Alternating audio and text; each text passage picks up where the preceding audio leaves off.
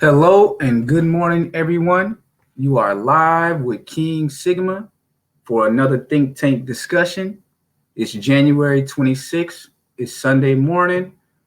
This is atypical of me. I usually don't have conversations on Sunday. That's typically my off day, but I kind of been battling like a small case of strep throat, and so I've been going through that process of organically curing myself. So something that I like to do, if I catch any kind of like cold or whatnot, at the end of it, I try to go do like a long run. I don't know if any of you have ever tried that, but like, so, my diet changed. Obviously, I try to have like soup, drink a lot of tea, eat bananas, and drink a lot of water and get some rest. But I found that anytime I get like, cold symptoms, going for a nice hour-long run or until I just can't run anymore from fatigue will help me like get rid of all those symptoms the next day. So thought I'd just jump on here before I go work out this morning and, share some of my thoughts or some things that have been on my mind. And I hope you've all had a great week, and a very chill weekend as well. But, on these Black YouTube streets, there's always a different narrative being pushed. You move from one narrative and you dismantle that and you pretty much destroy that narrative. And next thing you know, there's a new narrative. So one of the narratives that's going around now is that because of like this whole, we had the passport gate last summer, and now we have this the SYSBM plantation brother wars that have been going on for the last month. I've kind of taken more of a observe and take notes kind of approach to it. But that's kind of been the whole thing. For some reason, like the moment that the year flipped from 2019 to 2020, it was actually a pretty calm period, in December. And then just out of nowhere, like the plantation wars began. So we're in this moment right now where you have this like large discussion about SYSBM, passport bros are in there as well. But then you have this response from the plantation bros and the usual suspects when we talk about the Black woman first drones, the Me Too misandrists, the Black girl magic feminists, and the different white cucks that help create their artificial gynocentric state. So they've all had a lot to say. So we're at this point now where one of the new narratives that has arisen is this idea of certain toxic women saying that they hope that other races of men will stop the free movement of Black men. And that kind of hit me. You know what I'm saying? So this plantation war thing is very serious now, because now we're going in reverse in terms of like the kind of conversation. So it's gone from, just basic disagreements and, now it's regressing into something that's on some Jim Crow reverse psychology type shit, man. Because when I was hearing this conversation recently, and I'm seeing these different toxic females saying, openly in comment sections, coming to other people's comment sections and saying that they hope that these men of other racial lineages will stop Black men from their free movement. And I'm sitting there like, that's some shit that the Ku Klux Klan would say, or the Nazis would say. And one of my contentions has been that the more and more I dig into the history of what has happened in America over just, let's say, the last century, I'm really convinced that the role that the Black misandrous female has played has been more substantial than many of us younger men understand, and so that's why I titled this show More Loving for Me, Return to Jim Crow for Thee. And what I'm referring to is the fact that all of us over here are familiar with the Loving versus Virginia Supreme Court case of 1967. But it's not a discussion that I've really had. Maybe some of you guys have had it in the past, but I have not really engaged in it too much. But, that was a case where you had a woman. She was a Negro woman by the legal definition at that time, what we call an ADOS woman from Virginia, and her name was Mildred Jeter. And she was in an ongoing relationship with a white man from Virginia, and his name was Richard Loving.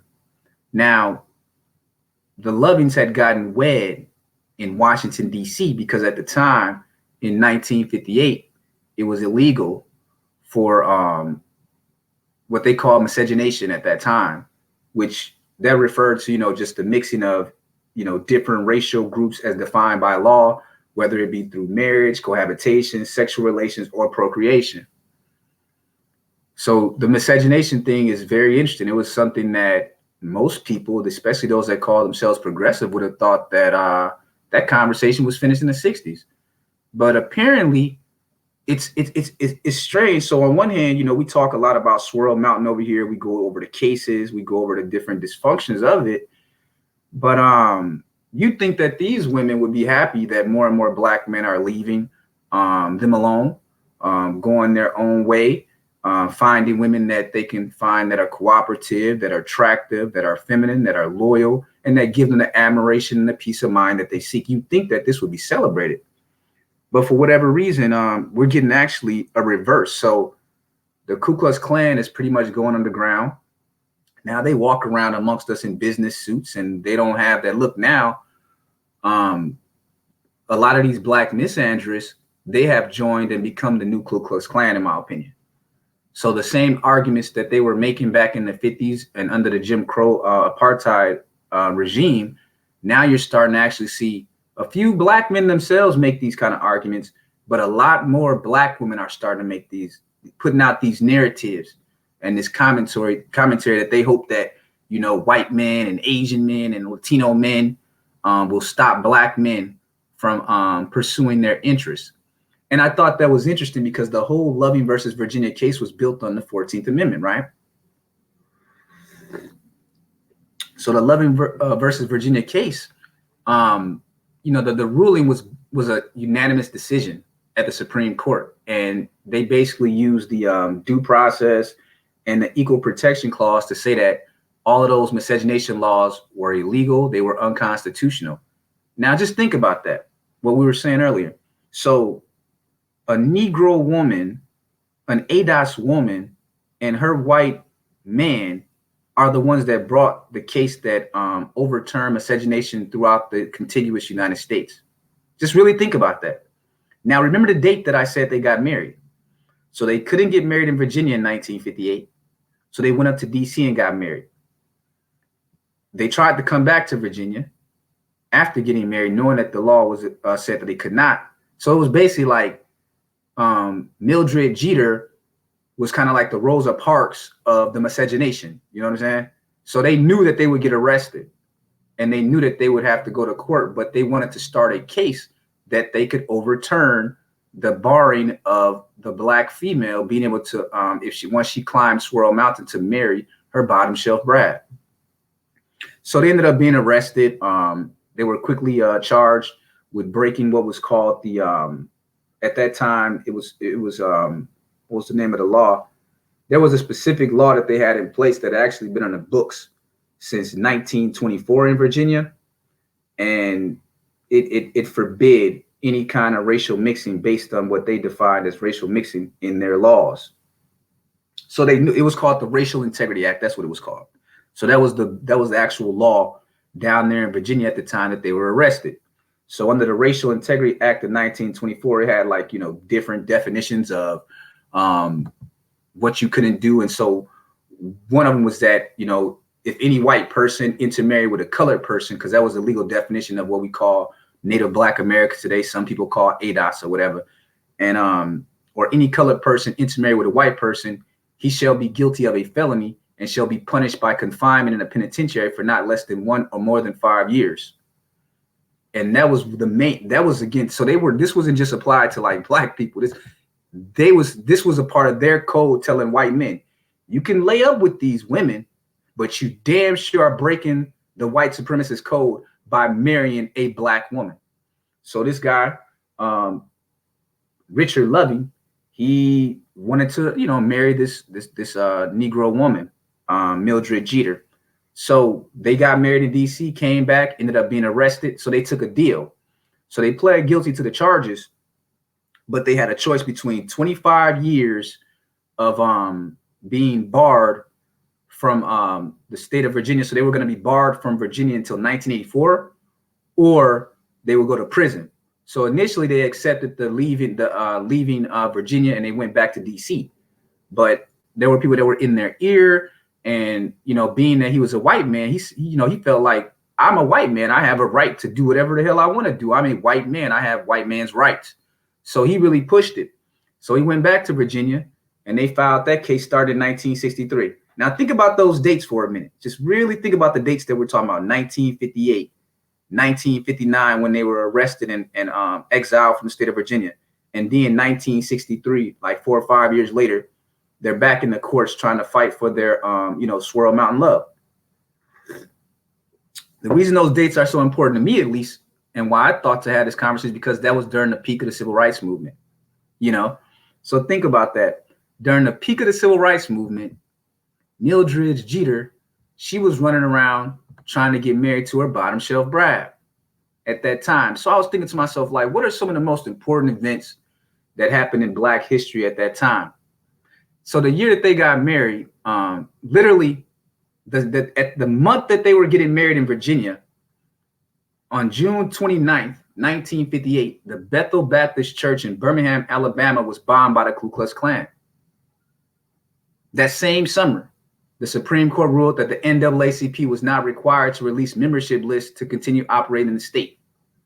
What's some other things that was happening that year? In September of that same year that they got married, Governor J. Lindsey Allman of Virginia, of the state that they got married in, he was threatening to shut down any school if it was forced to integrate. So just think about that for a minute. In the year that they were getting married, that same year, the governor of their state was trying to shut down all the public schools in the state if the Supreme Court and the government forced them to integrate their schools. So while all this was going on, Mildred, she was concerned about getting her swirl love on. While all this stuff is going on in 1958. So at that time, Governor Lindsey of Virginia, the state that they lived in, he also closed down schools in like Charlottesville and in Norfolk that year. And that's when they had like a little battle between Virginia and the Supreme Court, where the Supreme Court was telling them that they could not evade like the they couldn't use evasive measures to stop from desegregating. So in 1958, that was like the biggest thing that was going on. The biggest thing was going on was related to like school integration, a lot of church bombings and things like that was going on. So we're talking about like really where the civil rights movement was really starting to take off. Most people would say that, you know, obviously the peak would be 1964 and 1965, but it was on that upward slope to, you know, dismantling Jim Crow apartheid in America. But that's what Mildred was doing. So I find it very interesting that here we are. And in this space, we have all these people now, these toxic females and their B-1 drones telling us that you black men, so that black woman, Mildred Jeter, she fought to overturn miscegenation in 1967 with her bottom shelf Brad. But now I'm starting to see that there's a little bit of buyer's remorse going on with this whole feminism thing amongst a large contingent of black women. They're starting to have buyer's remorse, man, in regards to embracing feminism and, you know, this whole idea that they didn't need a man in their life. They didn't need structure in their life. And now that they see that they didn't expect the under 45 black men to start to really take them seriously. I don't believe. I thought they believed that they could continue with that line for forever. And now that, you know, younger men are like, cool, I accept it for what it is. You have a right to do what you want to do. I'll go over here where I can find peace of mind. So I think that the reason that they're starting to push this narrative of, I mean, it's disgusting. I'm not even gonna lie. It's very disgusting to see so many of them actually coming on these public platforms, attacking black men, stalking black men, because it's actually a lot of them are stalkers too, man. So at one hand, they'll tell you like, yeah, you know, I have a white husband, I have a white boyfriend, I'm really doing great on Swirl Mountain, I love Brad, all this shit, right? But they stay stalking our spaces. I've never, ever gone into the spaces of the white male worshipers. I've never gone into their spaces to debate with them, to leave comments on their channels, because I believe as much as I dislike what their message may be, and I outright hate black misandry, they still have a right to push whatever they want to push, and I'm going to counter it. And the other black men have our right to counter it. That's how you have a discourse. You have your narrative, I have mine. May the best ideas win. But they continue to stalk us over here. It's really creepy, man, sending you strange emails, like long emails, creepy as hell, stalking your comment sections, even though you're not even asking for their opinions. And these same women fought for it to overturn the anti-miscegenation laws, but now all of a sudden they are strong advocates of anti-miscegenation like the Ku Klux Klan was in the 50s and during all the Jim Crow and whatnot. That is so strange to me. So that's how desperate they've become as they've seen black men that are going and to find peace of mind. Now all of a sudden they're putting out like bat signals, and this is very dangerous, man. So we already had the whole thing that popped off at the end of 2019 with the with black women doing the hoax thing. So we had these different cases of black women doing sex trafficking and kidnapping hoaxes, and then blaming innocent black men for being responsible for what was actually a complete lie. And now they've moved into another game. So that all got exposed. So we all know that the black female kidnapping hoaxes got exposed for what it was. Those women got called out. So that didn't work. They were putting black men's lives at risk, putting black men's freedom at risk. They didn't have nothing to say about it. Now we've moved into another phase. Now what they're doing, they're trying to undermine black men's freedom of movement by appealing directly to white men, Asian men, and Latino men to stop these black men from dating the women of your culture, which is insane. Even though these are the same women that used the 14th Amendment to get the right for them to marry their bottom shelf brides. So I think that a lot of these black misandrists, that they're really entering a psychotic state. And I think that's going to define 2020. And, you know, this week we've had a lot of things happening in politics that kind of really points that out with. So, you know, we're only like a week or so away from the Iowa caucuses. So we've been seeing like a lot of political stuff coming out. And all of a sudden, the party of misandry is making a pivot to black male voters. All of a sudden, I'm starting to see all these little news announcements and news articles about how important the black male vote is, even though, see, I've been tracking it. And that's what the power of these platforms is. We have our own digital archives of what you've been saying for the last few years about us black men. And there's three major themes that they've pushed over the last 10 years in regards to black men as a voting bloc, as American citizens. We're a sporadic voter at best. We're a chaotic voter. And then the most disrespectful term that the party of misandry has applied to black men as a voting bloc is we're low information voters. Can you believe that? They spent 10 years pushing the idea that the black male American citizen as a voter is sporadic or chaotic. And the most disgusting and disrespectful way that the DNC has labeled us is low information voters. And that's why these kind of conversations are very important, because it's a conversation between ourselves. We're going to prove to them that we are tangible focused voters this year. We're going to prove to them that we have an agenda as black men that we're going to push.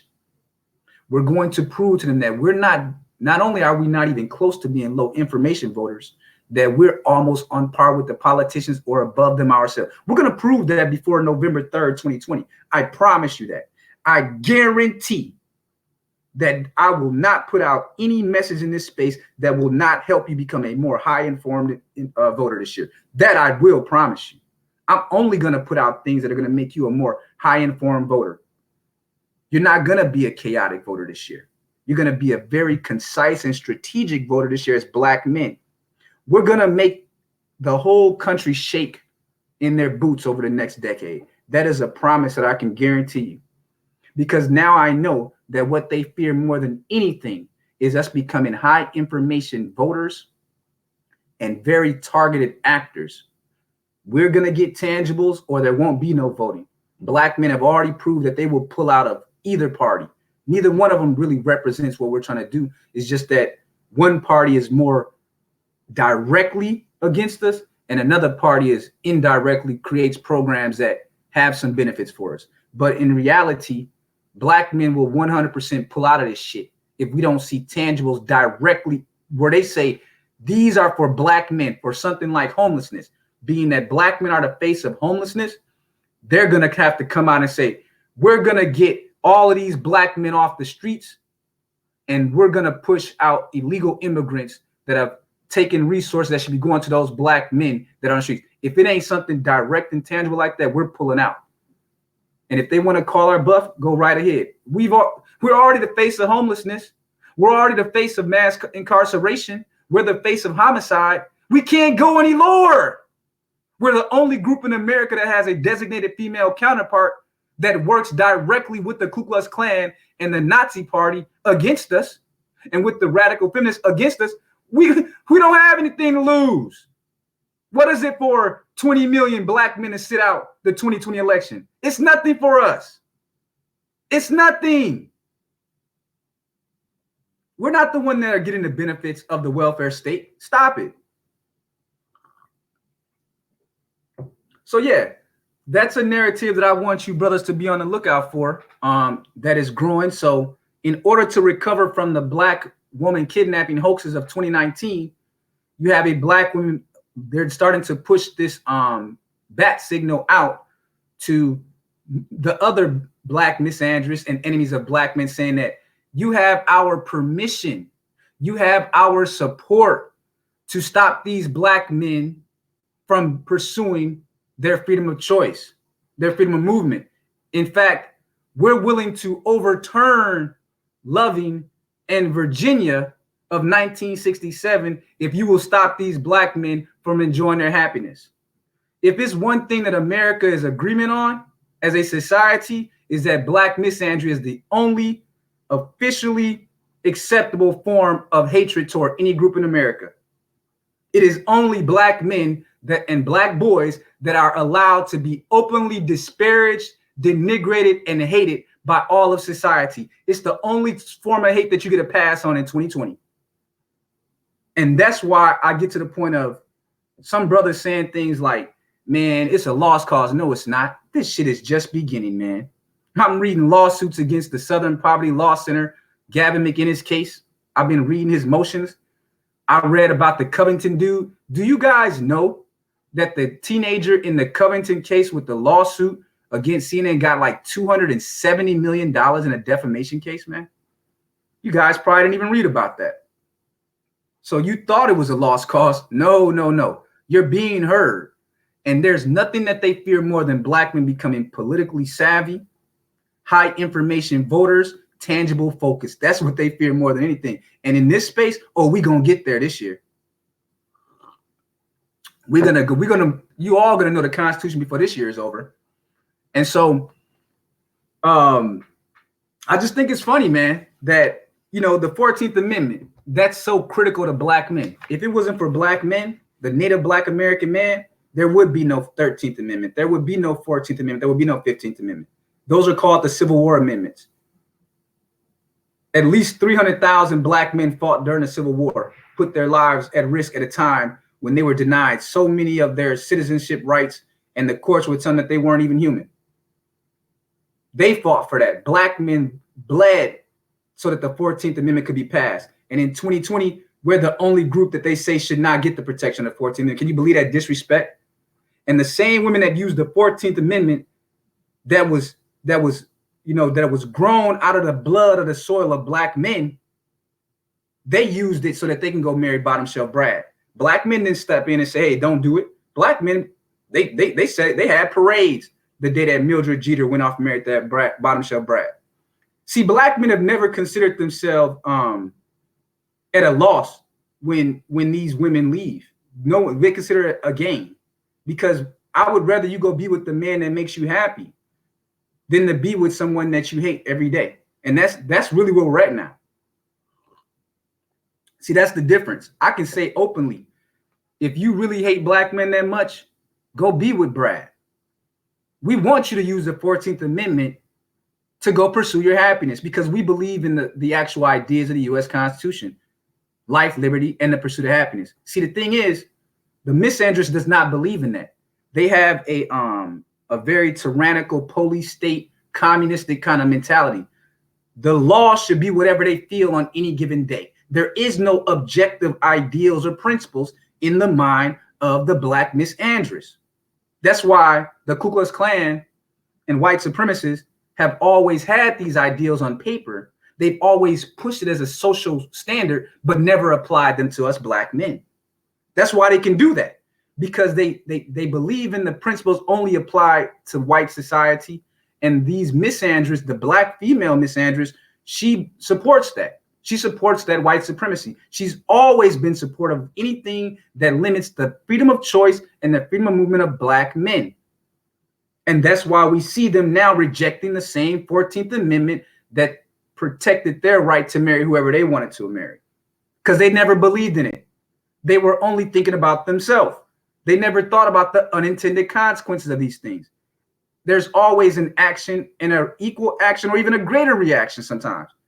We don't ever talk about that. We talk about, okay, well, there's action A, then there's reaction B. and it might be equal, but sometimes it's even greater than you expected. They call that unintended consequences. One of the unintended consequences of Black men accepting the decision in Virginia Loving case is that now Black men are embracing it too. They're saying that Mildred Jeter was 100% protected under the U.S. Constitution to go marry whoever she wants to. And I have that right as well. And so when you look at how that miscegenation law was set up, they didn't restrict that to marriage. They were like, you can't marry, cohabitate, have sex, or procreate with them. That's all violations of the law. Because they said, because I say so, right? And now here we are in 2020, looking at old information on the mating behavior of Americans. So it was at like a 15% marrying out rate for Black men in 2010. But where's the data on cohabitation, sexual relations, and procreation with Black men and non-ADOS women? That's the data that we need from these so-called quote-unquote social scientists. We know the data from the census on 2010 on the marriage rate, but that ain't telling the real true story about how Black men have embraced the Loving versus Virginia decision. We need to know the cohabitation, the sexual relations, and the procreation rate. See, that's what really we need to know so we can have a better picture of what's really going on out here. People need to start asking questions. Why have Black men so strongly embraced the decision in Loving versus Virginia 1967? The Black misandrist thought only she and her bottom shelf Brad were going to get to enjoy the benefits of that decision. They never thought that Black men would wake up one day and say, hey, you know what? Mildred was right. So that kind of leads me to something else that was on my mind in regards to why this thing is gaining so much steam, this hatred of Black male freedom of choice and movement. So one of the bigger Black male YouTuber influencers in 2020 is Tariq Nasheed, right? And recently he got into like a back and forth with the actress named Loni Love.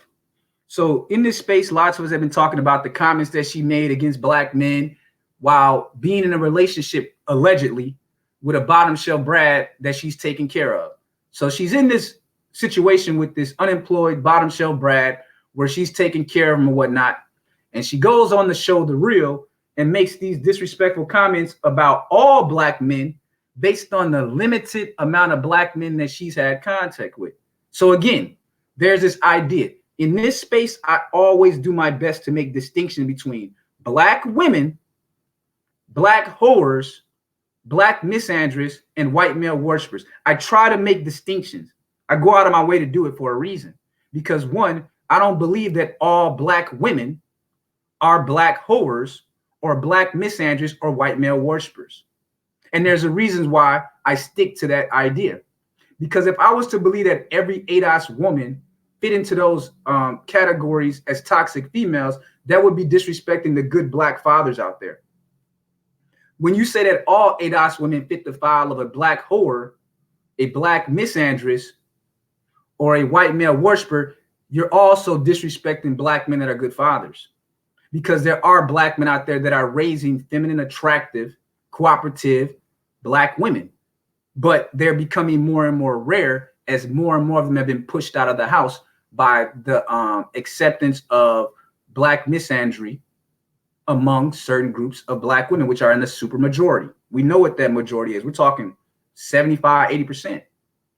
But there's still good Black fathers out there trying to do their best with the welfare state against them, all of society against them, and even some other Black men against them as well. So let's not forget that there are Black fathers out there trying to do the best they can with very limited resources and no social backing at all. But Loni Love, she didn't make distinctions. Loni Love, even after being countered by her own co-hosts who happen to not be Black women, telling them, hey, you know, amongst Latino men, these dudes cheat. They have machismo. Amongst Asian dudes, they cheat. They just, you know, white dudes, they're cheating, whatever. She's like, no, it's Black men because there was slaveries. I mean, this was one of the worst things I've ever seen, man. One of the worst things I've ever seen. a TV show that's supposed to be about like celebrity gossip and things like that somehow turned into a black man hate black misandry show with a panelist of women that like banging and fucking with black men. Okay? I think one of the women on the show is actually married to a black man. And I know that Gina May is dating Young Jeezy. So you got this Manny sitting up there with a bottom shelf Brad, parading them all around the media, way below herself. But somehow the only thing that she can talk about is her hatred of black men and how black men cheat. Just crazy. So I was peeping game on Tariq Nasheed and how he had gotten into a little back and forth with Loni Love. And there's a reason why I'm bringing this, because you're probably thinking like, why would Tariq Nasheed be in a back and forth with Loni Love? Because these platforms and these spaces are very powerful. You brothers are underestimating the impact of having these conversations and being nuanced, being disciplined and polished in your narratives, how much of an impact it has and how much they're paying attention to you. And I'm going to prove it by breaking down the Tariq Nasheed response to Loni Love. So I'm going to bring it up, and then we're going to talk about what it means to influence in 2020 and going forward. So let me bring it up for you all.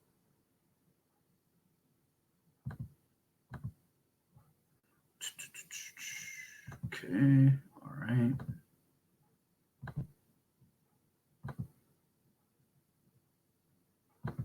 Because I thought it was interesting that of all the people that have spoken against this misandry, she responded to Tariq Nasheed of all people, man. And we're going to learn a little bit more about the power of influence in the modern age. So let me see. All right. So hopefully you all can see this. Try to enlarge that for you. So this is on Twitter, and this was like a week ago. So the Tariq Nasheed had responded to Loni Love's misandry on the show The Real, and I believe that they're actually produced by Fox Network. If anyone has a different fact on that, please let me know and put it in the chat if I'm right. I believe that The Real is produced by Fox Television. So Tariq says, well, if she is so happy with her zaddy, why is she on TV whining and complaining about black men? He has a little question emoji. I'm confused. Hashtag I'm confused. Now, Loni Love has been getting it from different people, but she responded directly to Tariq Nasheed. So the comment that she had posted was, so she's getting all this blowback on January 18th from different black men and a few black women as well. And because she had said, some folks are so mad I have a dude that likes me for me. I joke, I drink, but I know I am black. Get over it. I hope you all find some happiness. So this is after she made the comment on National. It's just like some bipolar schizophrenia shit, man. You're so happy with your bottom shelf Brad, but you're all up in black men's conversations and using your platform not to. Hey, Loni Love, why ain't you talking about DJ Roger Pope, who was accused of sex trafficking, minor girls, juvenile women, and possibly exposing over 700 women to HIV, black women, ADOS women to HIV. No, you're not going to use your platform for something like that. You're not going to use your platform to talk about Surviving Bottom Shelf Brad series, showing how these dudes are chopping up their wives, abusing their biracial daughters, killing their biracial children. No, you're not going to talk about that. But you are going to talk about the fact that one black man in your past cheated on you allegedly or left you. He represents the other 20 million black men in America. And when you actually get clapped back, they can't handle it. And we're going to get into why they can't handle it. Because, see, their whole thing is based on image. Their whole thing is based on 99% of what makes these celebrities' opinions matter is because you give it credence. But the moment that you, who are supposed to be the sheep, the low information voters, the moment that you start clapping back with new information and with your own opinion, they wither like a dried up grape in the sun. They just wither completely on the vine because their whole thing is built on selling you on the idea that they're greater than you, not because of any kind of thing substantial or anything intellectual, but because they're famous, because corporate America made them famous. That's it. Now there's becoming a balancing of the scales because of these platforms that we have already, and because we can all create our own platforms. We don't talk enough about that. Any of us can go create our own blogs and website now. So there's some of the comments that she was getting replying to Loni Love. When you realize men ain't trash and you're the problem, that's a good one. So this brother was saying that she's the trash. It ain't the black men, you the trash. Now Loni Love jumps into Tariq's comments right here, where so a couple more of the commenters said, deep within her heart, she wants a black man.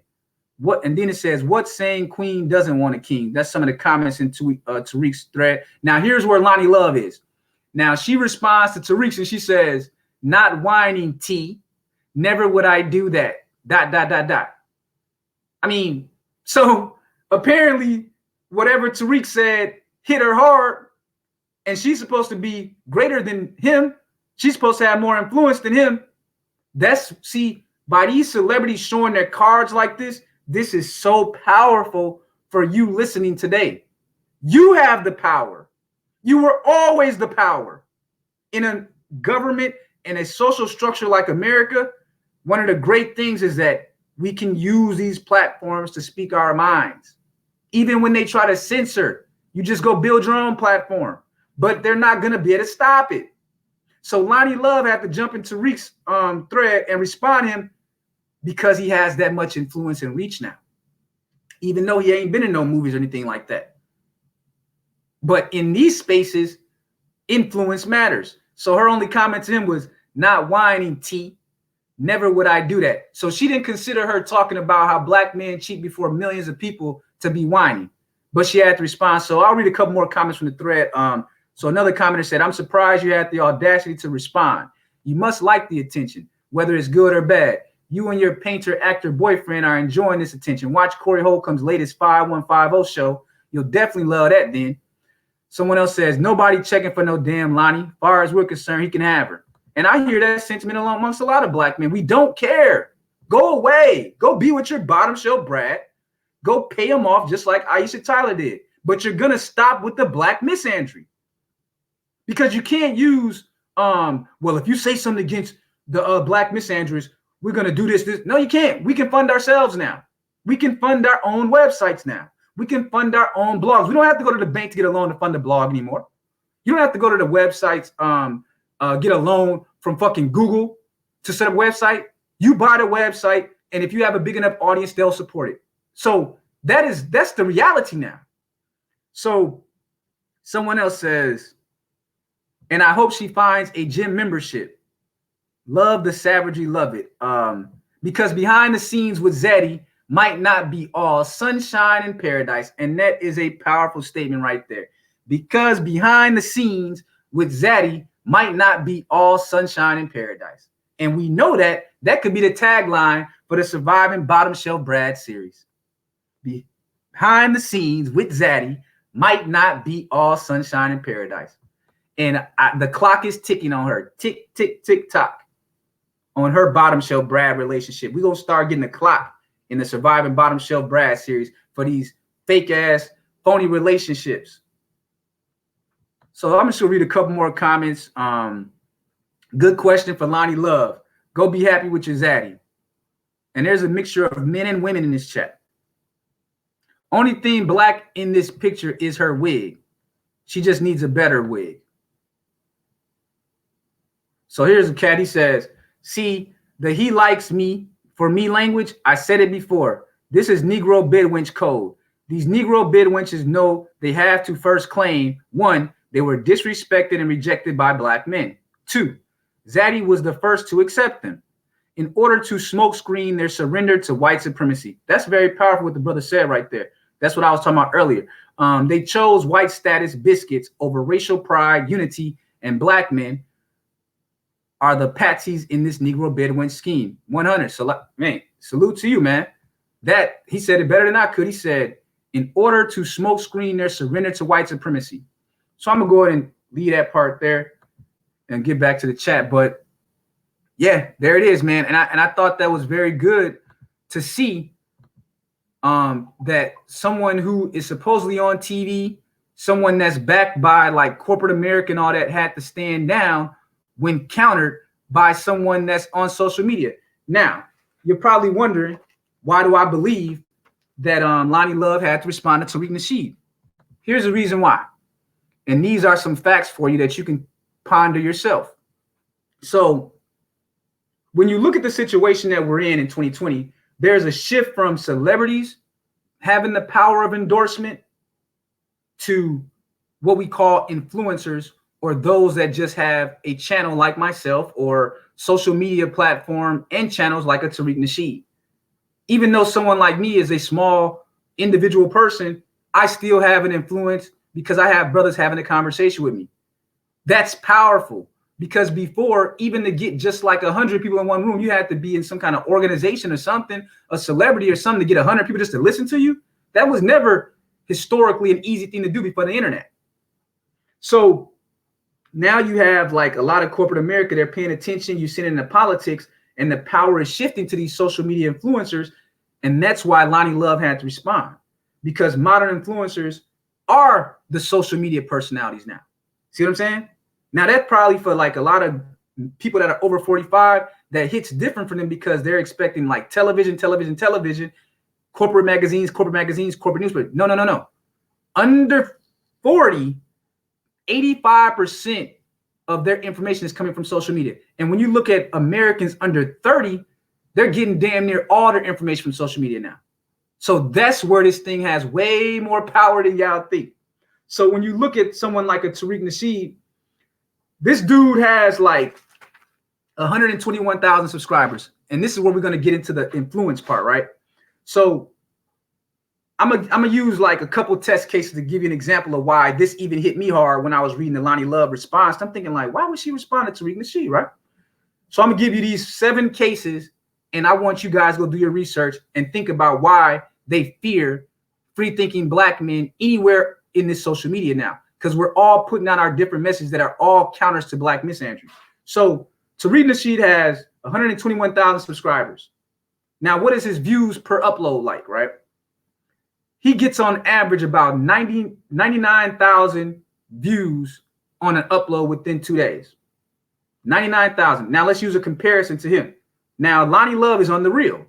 Now look at this information. The Real, on their social media, they have 2.1 million subscribers here on YouTube. Say that again.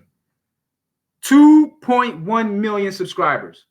So they have like, what is that, like 20 times the amount of subscribers that a Tariq Nasheed has, right?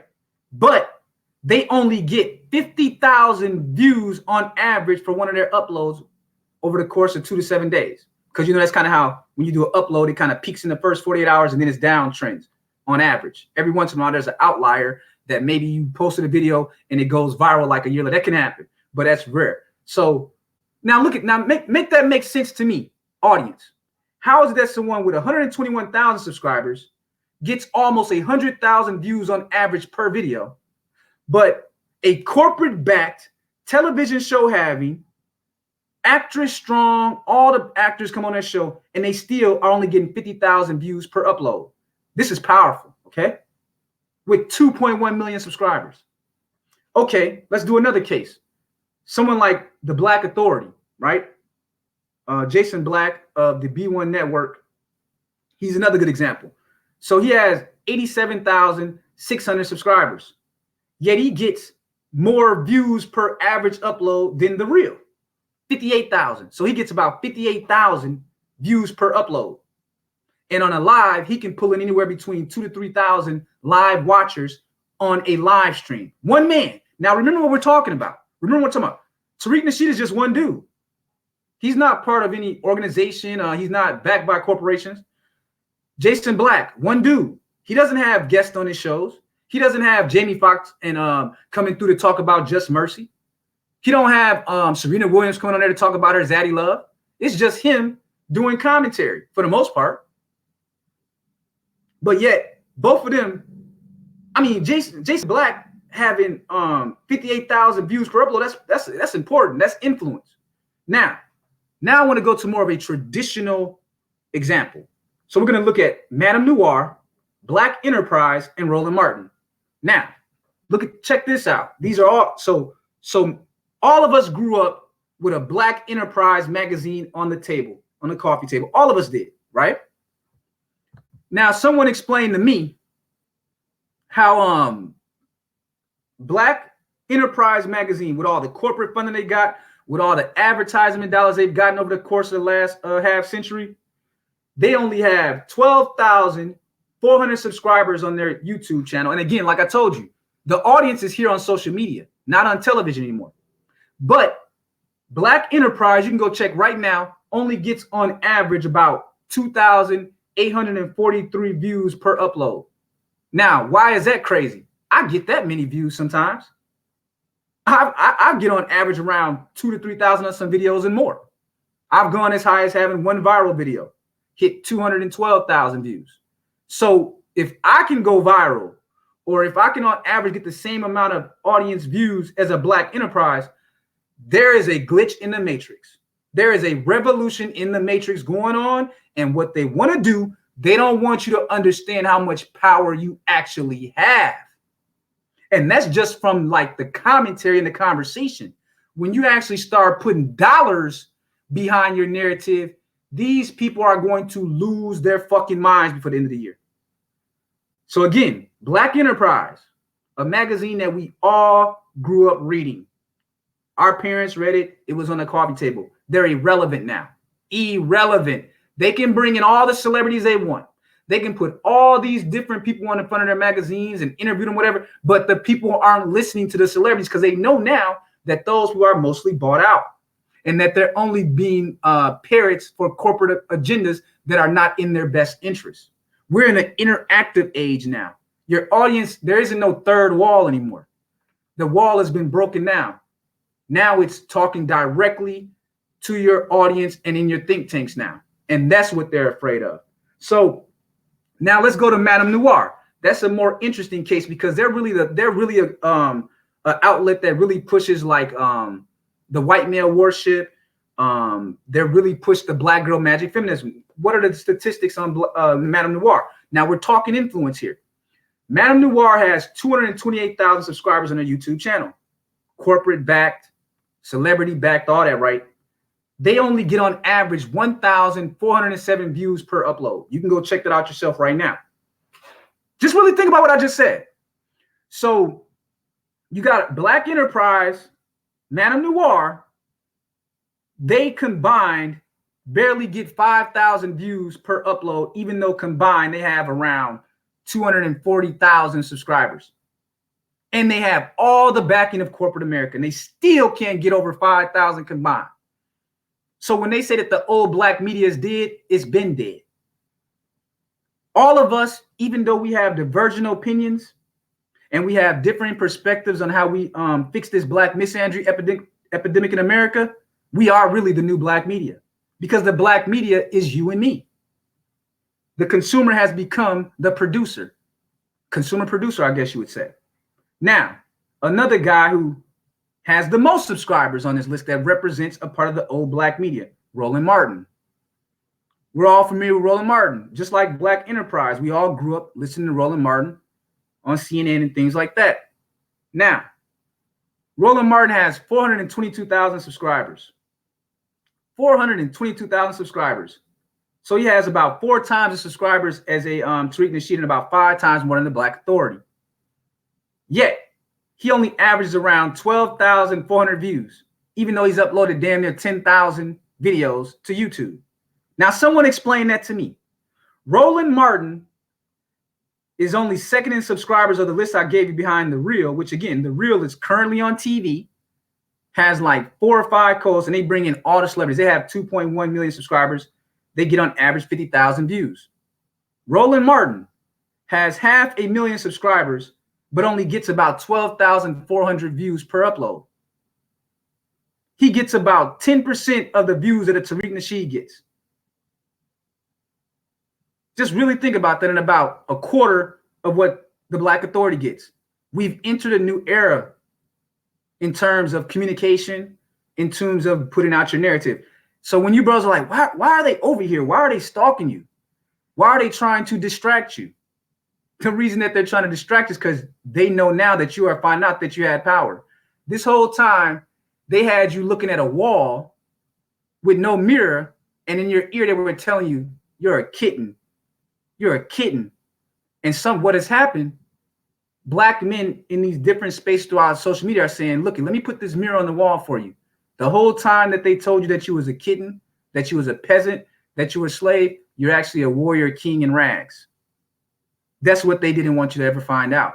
Soon as someone put a mirror on that wall and you actually could look into your own eyes and you can see the power in your soul, that is what's scaring the hell out of them. Now you're finding out that the whole time you were a warrior king in rags.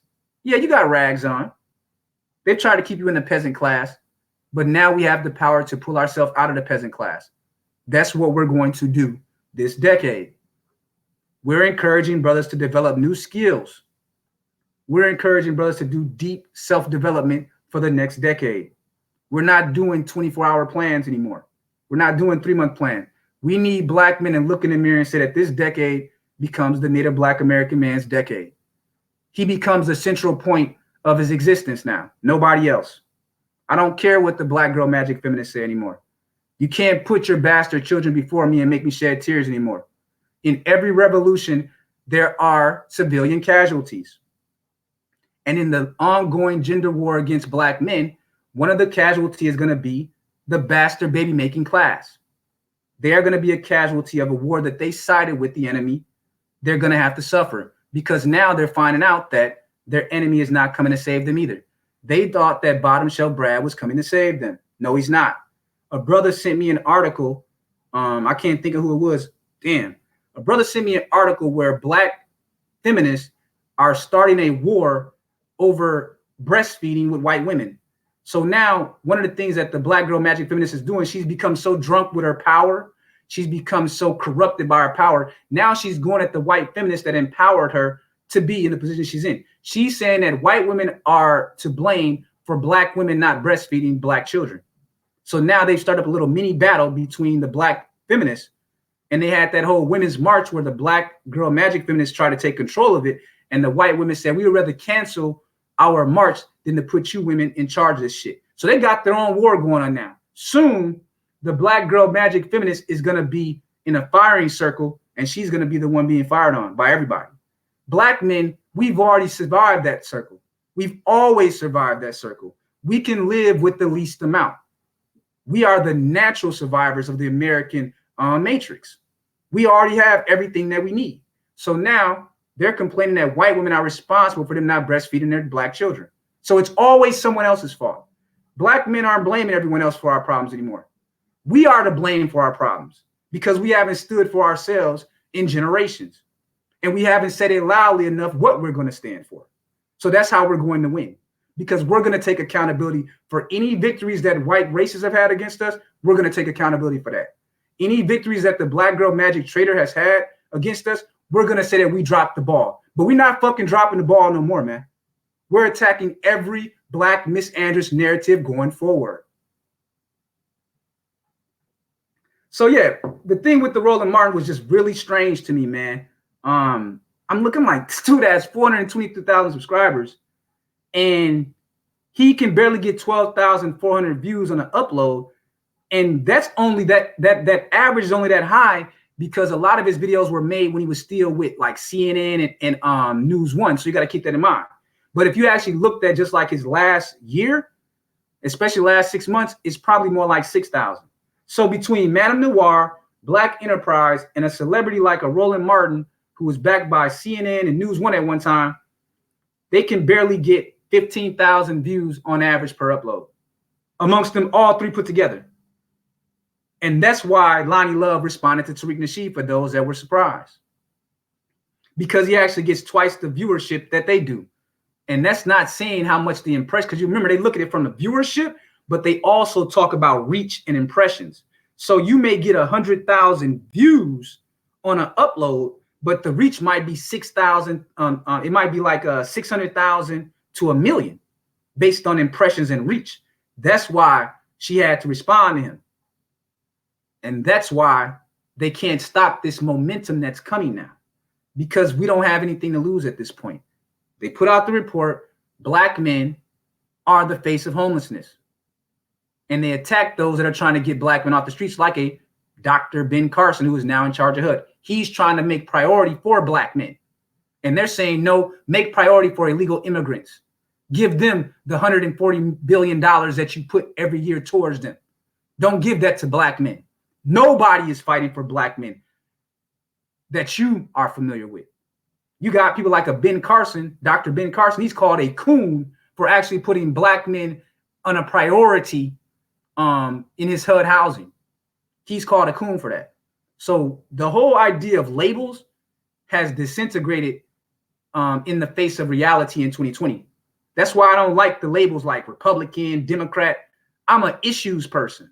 I'm an issues voter. I'm looking at what tangibly applies to me and those that look like me. If it don't tangibly apply to those that look like me, it doesn't benefit my self-interest, I'm discarding. I don't care where it came from, period.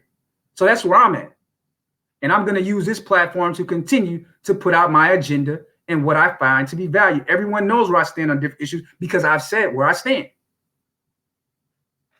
So the last case that I looked at was the Breakfast Club, because like the Breakfast Club, they're out there in New York, they're corporate backed, they can get all the celebrities on their show. So the Breakfast Club, with all that corporate money that's put into them, they have about 4.2 million subscribers.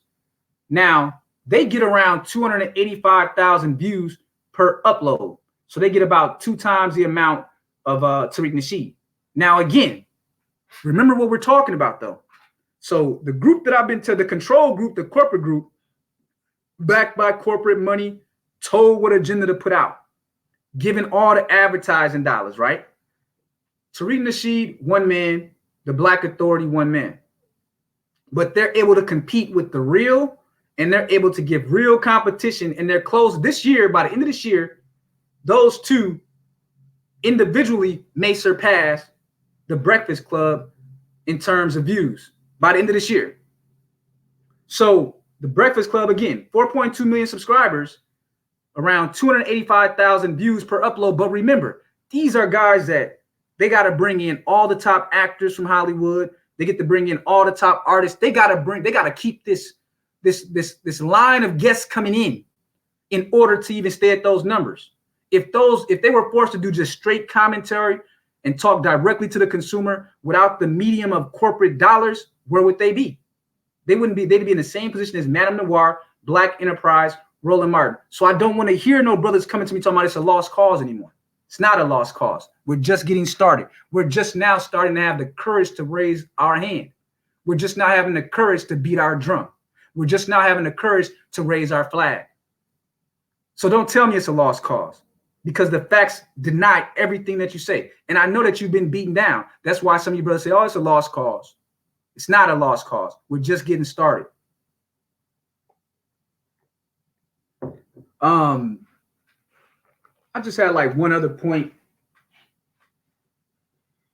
So yeah, I guess that's where I would leave off, with just telling you guys that now we're moving into the phase of what kind of platforms are you going to support? So you have platforms like FS Avenger, created, run by, and owned by a free-thinking Black man who supports freedom of movement, that supports freedom of choice. FSAvenger.com. You have international brothers doing slayandevil.com.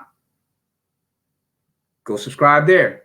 You have the founder of the SYSBM acronym and philosophy, Mad Bus Driver. He's doing a fundraiser to develop his site, sysbm.org, as we speak. Go listen to some of his recent information that he's putting out there this week, clarifying his position. You got the brother Dominique Magazine. Yeah, Dominique Mag. I haven't talked to him in a while, but he has his magazine over there. And you have some other brothers that have platforms as well. But that's just 1.0 stage. Now we're going into the 2.0 stage, where it's going to double this year in guys that have their own platforms and their own blogs. We're going to start putting out our own messages. And no one can stop you. YouTube can't stop you because YouTube is just a streaming technology. It's convenient, but you can stream on your own platform as well. The message is getting out this year. But I just want to leave you guys with that and really think on that narrative that's being pushed and be prepared to refute it. So the new narrative is loving in Virginia for me, return to Jim Crow for thee.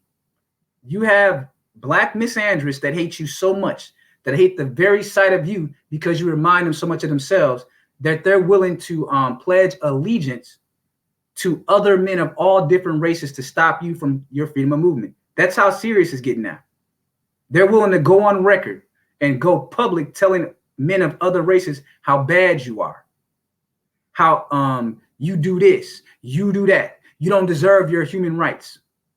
You don't deserve civil rights protections, and that they're willing to cut a deal with the enemy in order that they can be satisfied to see you in misery. So they're willing to have their own 14th Amendment rights repealed that your forefathers fought for and died for and bled for in this country, just in order to get the pleasure of seeing you in misery. That's deep to me, man. That's some deep, dark, dysfunctional mentality, man. I can't even relate to it all. But I'm going to put that out there because that message is coming. You're going to hear more and more of these black misandrists cheerleading in Hollywood, in the political parties, here in these black YouTube environments, Twitter, Facebook, and all these places. You're going to hear more and more of it where they're saying to the other side, hey, let's make a deal. So you got brothers talking about negotiation. How can you negotiate with someone that's this evil? They're trying to negotiate with the other side, not with you. They're telling the other side, we need to renegotiate this Loving versus Virginia. We didn't know that it applied to black men as well.